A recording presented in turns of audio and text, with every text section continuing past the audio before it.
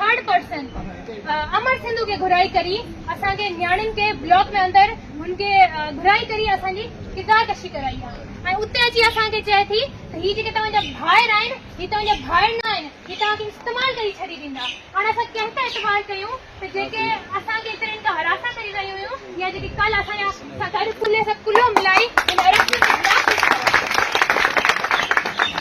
ऐं असांखे चए थी त ही हिननि खे ॾिसी वेठी आहियां कि सालनि खां औरत दुश्मन रहिया आहिनि ही सिर्फ़ु औरतुनि खे इस्तेमाल कनि था त आउं ॿुधाइण चाहियां थी त ही जेके सो कॉल्ड सूडो फेमिनिस्ट आहिनि हिननि खां वधीक को औरत दुश्मन समाज जे अंदरि आहे ई तो असांजो मुतालबो सिर्फ़ु इहो ई आहे त अहिड़ा जेके डबल फेस माण्हू या अहिड़े सूडो फेमिनिस्ट आहिनि हिननि खे डिसिप्लिन कमेटी में हटायो वञे। आईंदा जेको आहे मारवी हॉस्टल जे अंदरि थर्ड पर्सन अची असांखे हरेस न करे असांखे अची इहो न ॿुधाए त तव्हांजी शादियूं कोन थींदियूं तव्हांजी डस्टबिन में ॿार कान ऐं असांजो इहो मुतालबो आहे त जेको असांजूं शागिर्दियाणियूं आहिनि उहे सियासत करणु चाहिंदियूं असां अॼु खां पोइ मारवी जे अंदरि सियासत कंदासीं ऐं बाक़ाइदे कंदासीं ऐं केरु असांखे रोकंदो